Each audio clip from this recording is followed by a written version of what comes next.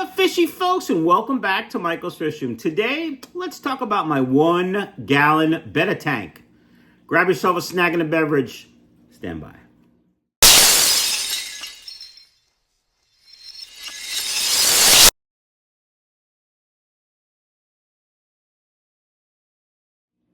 All right, fishy folks, welcome back to the channel. My name is Michael from Michael's Fish Room. And if you like this content after you watch this video, or you find me quite handsome and entertaining, click that subscribe button. Really appreciate that. All right, today we're going to be talking about my 1 gallon Betta fish tank. And quite frankly, this video was going to be how to change water in a 1 gallon fish tank. But you'll see soon that there was no need for water change. So it's really just an update video on my 1 gallon Betta fish tank that I set up about 2 weeks ago, maybe 2.5 weeks ago, I don't remember when. It's simply a 1 gallon tank that I got probably at an auction at the Keystone Clash about 2 years ago. And I'll link the video of me setting it up and the story up here for you to take a look at, so I don't have to go over all that again. But pause the video, take a look if you're not sure. Come back, watch this video. And while you're at it, just watch all my videos.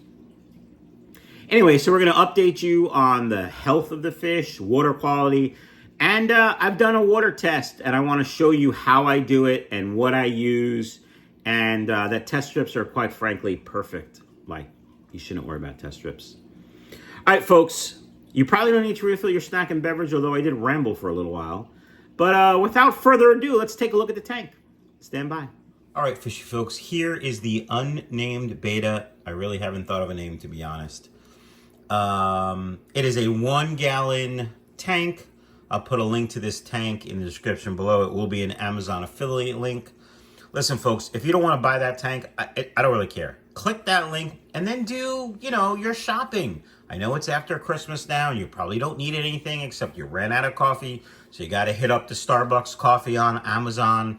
Same day delivery, $25 or more. You can do it. Anyway, folks, I haven't done anything to this tank since I set it up about a little more than 2 weeks ago. You can see the water level is quite low. I feed the fish once a day. You can see the water is quite tanned from the tannins from the Indian almond leaves.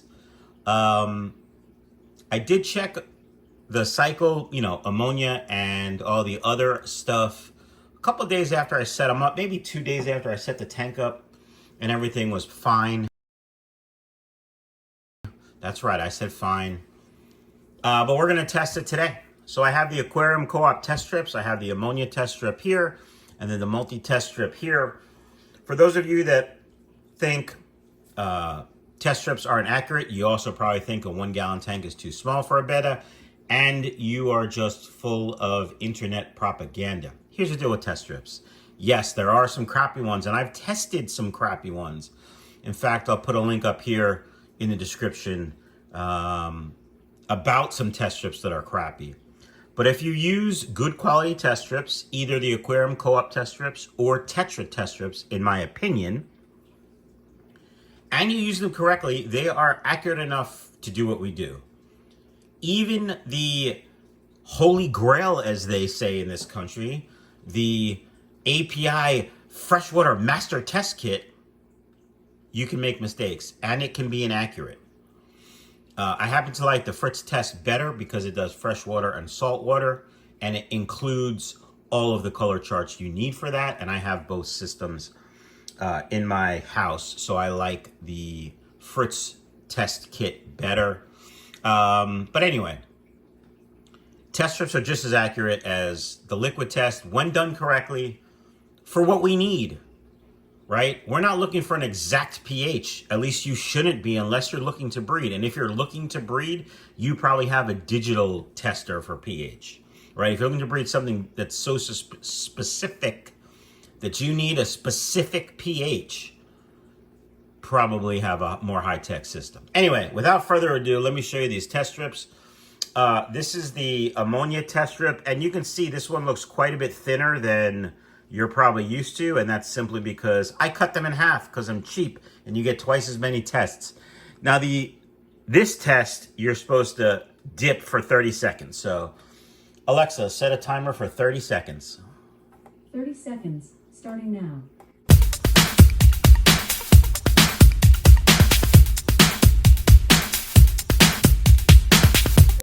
Alexa, stop the timer. So here's our test. You simply match it up like so. I can't see. Match it up like so. And you can see, even though it's really, hold on. Let me see if I can do this. Sorry. There you go. You can see there's no ammonia. All right. That's good. That was a pain in the booty to show you that. Now we're going to do the multi-test strip, which I'm going to try to grab without touching the pads, which I think I already touched one of the pads, but we're going to do it anyway. Also, this strip I cut in half. Now, if you're not familiar with the multi-test strip, it does nitrite, nitrate, GH, KH, pH, and chlorine. So this one you dip for 3 seconds, and then you let rest for 60. But, oh, I moved the camera. Shoot. Sorry, guys. I have to take this out. 1 Mississippi, 2 Mississippi, 3 Mississippi. Alexa, set a timer for 60 seconds. 1 minute, starting now. All right. That's the tank. We're going to let that go, and I'm sure that's going to be fine. I got the tank all dirty. Let's just take the lid off for a second. What I want to show you today... here's the little heater that I bought on Amazon. I'll put a link for you. I don't want to leave it out of the water too much, but it works fine. I noticed when I put the heater in, he colored up really quickly after that. Now, he had colored up quite a bit after just a couple hours in this tank, but he really colored up after I put the heater in. So the temperature in my house ranges anywhere from 60 to probably 68 or 70. When it gets that warm, I simply open a window and obviously shut the heat off. So they like it warmer. They like it up close to 80, 82. This is just a little tiny, I think it's a 10-watt heater. Alexa, stop the timer. And it does its job. It was cheap. I'll put a link, like I said, for the tank. I'll also put a link for that heater if you're interested. Click that link, buy lots of stuff. I make lots of shekels. All right, nitrate. It's like 10, which is fine because it's nitrate. Nitrite is 0. Total hardness, quite hard water. It's excited to see me. Sorry, kids. Buffer, we're at about 80, which is perfect for me. pH, 6.8, which is quite a bit lower than it comes out of my tap, but that's because of the Indian almond leaves. And of course, no chlorine because I'm on a well. All right, let's take a look more at this tank real quick. I'm gonna just raise this up for a second. There we go. You can see I have this big tuft of polyfill, and that's what it looks like. I'm not even gonna clean that. That's probably just a little detritus, and it's probably tanned from the water. I am going to change the water. Just kidding. I am going to top off the water. I was going to change the water based on my numbers, but my numbers came back that I don't need to change the water. Now, I've done videos on water changes. I'll link them up top. You know, the best practices, why you change water, when do you change water, how much water you change. Now, this tank, I actually was going to do a how to change the water in a 1-gallon Betta tank, but I don't need to change the water. It's kind of a waste. So I'm just going to top it off. It's going to take a picture of tap water. Now, my tap water has no chlorine, so I want to pour it right from my kitchen sink into this tank. If you do not have well water, or you have well water that's treated somehow, you have to use a dechlorinator. Fritz Complete is great. Fritz ACCR is also great, which is the powdered form. Seachem Prime works just as well. I like the Fritz products better, as you know. I don't have any reason for liking Fritz ACCR or Fritz Complete better, other than my buddy Keith sells it. That's just being blatantly honest. But I use them all the time in my fish room and in my fish tanks. So So you guys might be thinking to yourself, but Mike, 1 gallon isn't big enough. Why not? He's been in here 2 weeks. He's thriving. He loves his tank. There's plenty of room for him to swim. Bettas, especially with big tails, aren't great swimmers. They don't need a 55-gallon tank all to themselves. Now, if you're a beginner, a 1-gallon tank is small. It's hard to know how to maintain it. I feed him 5 or 6 pellets a day. A tiny bit of mysis shrimp if I feed mysis shrimp to my freshwater tank. Occasionally, I drop in some flakes. Maybe every other 3rd, 5th day. I don't know. Whenever I feed flakes to the other tanks, I feed him. He gets the same food. But the trick is not to overfeed. Their bellies are tiny. They only need 2 or 3 pellets, good quality pellets like Dr. Basilier's or Northfin, once a day. Now, if you don't think they're eating enough, that's fine. Feed them more, but check your water parameters more frequently. I haven't checked the water in, I don't know, 10 days, week and a half. And that's simply because I can tell by looking at him that he's fine. And I also know my skill as a fish keeper. I can keep a betta in a 1 gallon. I've kept a betta in 32 ounces just to piss you people off. Not all of you people, but you know who I'm talking about.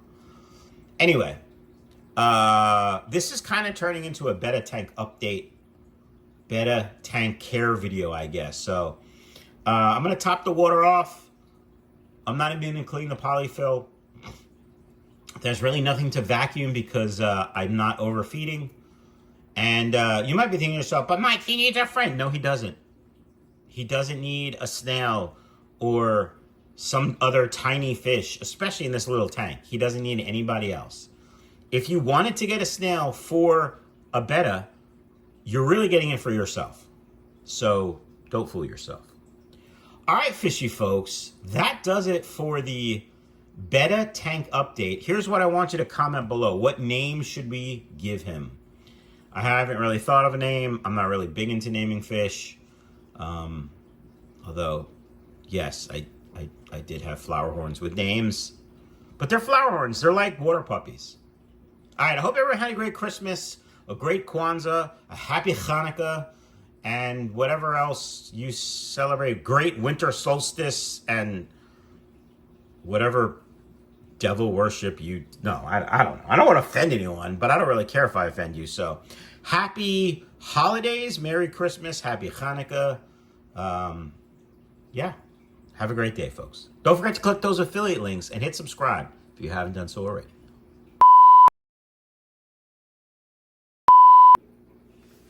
All right, fishy folks, here is my 1 gallon betta fish tank. I've had him for about a week. Maybe, I'm sorry, that's not right. It's definitely not a week. It's way more than a week. I'm gonna start over. Hiya, fishy folks. No. Anywho, I'm rambling. I don't know what the hell I'm saying. We're gonna start this over.